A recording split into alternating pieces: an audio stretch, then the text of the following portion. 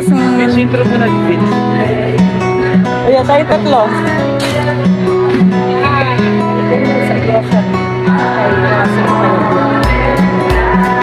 Sana marami!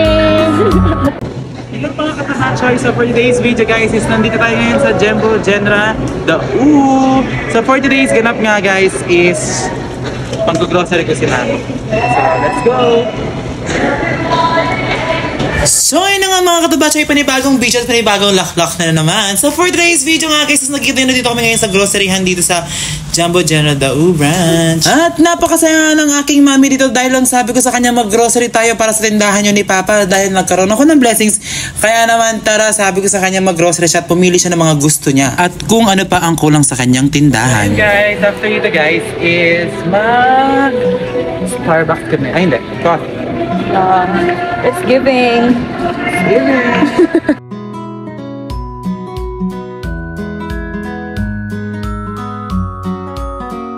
So ngayon na nga guys, dahil ako na magbabayad ng grocery ng aking nanay, ito na nga kinakabahan na ako dahil puno na ang push cart.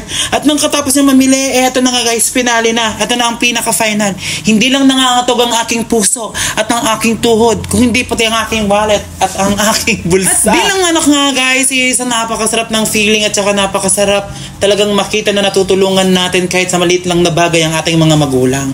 Kaya naman guys, kapag may mga blessings kayo, mahalin nyo ang mga magulang nyo. Pasayahin nyo sila.